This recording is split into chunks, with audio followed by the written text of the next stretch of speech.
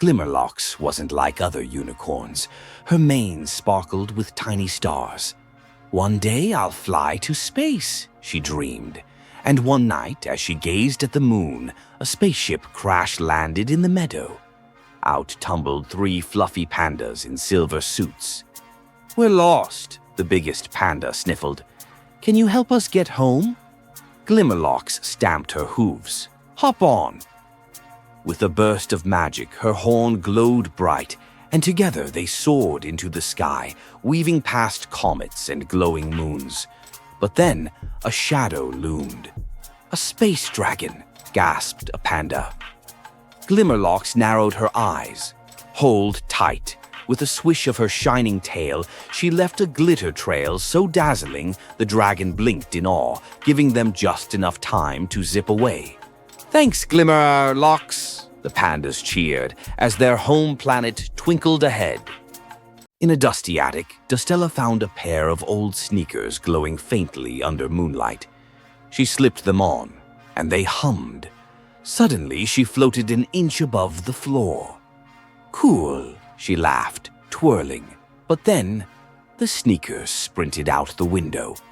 "Hey, who's driving these? Bishasadas by doors," she shrieked as they dashed across rooftops and over fences into the sleeping city. The sneakers stopped before an old shoe store. Inside, shelves shimmered with glowing shoes. "You're the chosen walker," whispered a voice. A tiny cobbler stepped out, smiling. "These sneakers only fit those meant to walk between worlds." Dostella's eyes widened. "Worlds?" the cobbler nodded. "Tonight we need you." And as the sneakers laced themselves tighter, Dostella stepped forward, ready for an adventure she never imagined. Zeke never liked his backyard. "It's boring," he sighed. But one morning he spotted a strange vine curling up the fence. It shimmered like soap bubbles. "Weird." He poked it, and pop! A giant bubble grew from the vine and swallowed him whole. "Whoa!" Zeke floated up, the bubble carrying him over rooftops. "Okay, this is not boring anymore," he laughed, higher and higher. They rose until a forest of bubbles appeared in the clouds, each filled with tiny creatures waving at him. "Welcome, Zeke," a voice boomed. "The bubble vine chose you to save us." "Save you?" Zeke blinked, but before he could ask more, the bubble began to wobble. "Hold on, Dee," the voice cried. "The bubble storm is coming." And with a pop, Zeke's adventure was just beginning. Shelly the snail longed for speed. Every day she watched Skitter, the jetpack squirrel, zoom across the park. "Oh, to fly," she sighed. "Why so glum, Slowpoke?"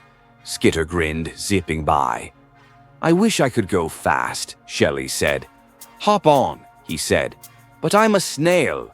"Perfect." Skitter strapped her on, and whoosh, they soared over trees and puddles. "Whee!"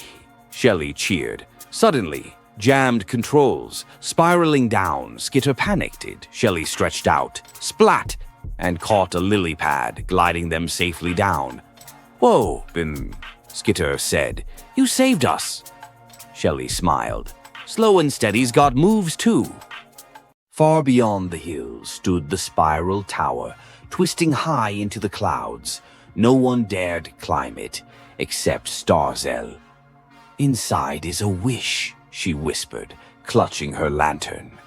As she stepped inside, the staircase shimmered and shifted under her feet. "Choose wisely," a voice echoed. Every turn brought a door.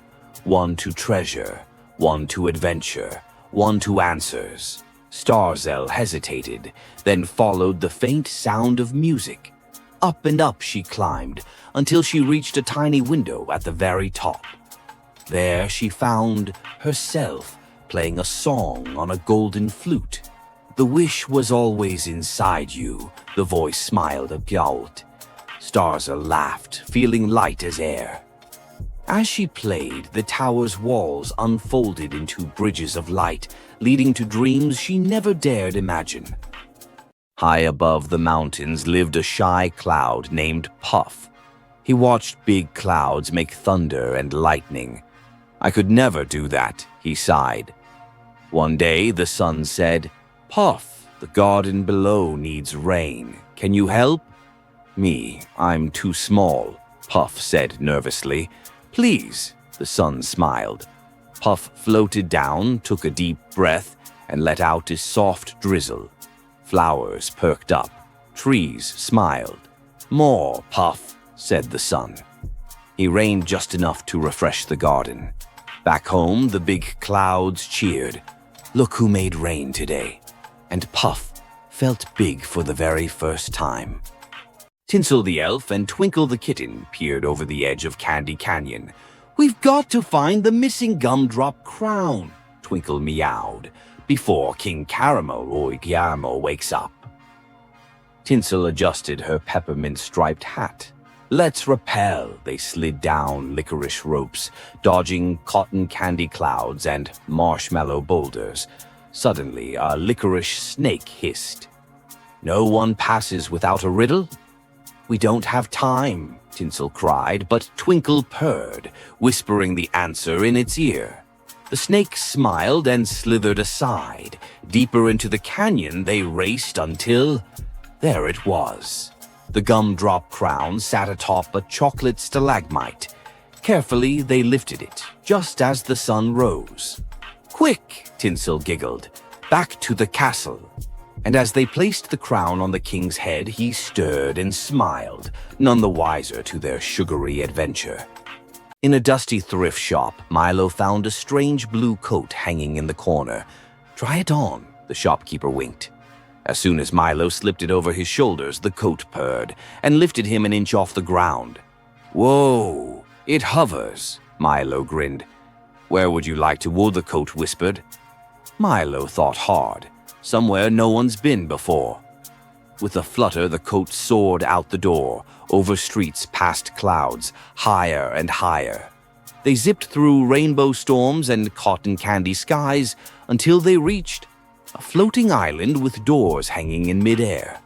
"Choose a door," the coat said softly. Milo reached for a shimmering silver one. But suddenly all the doors began to glow.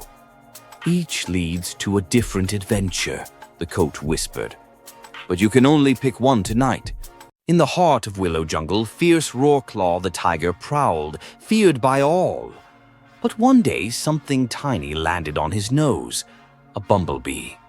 "Shoo!" he growled, crossing his eyes to see it. But the bee didn't buzz away. "I'm Buzzleen," it said, wings shimmering. "And you, sir, need my help." Roarclaw scoffed. "I'm the king of this jungle." But Buzzleen buzzed closer.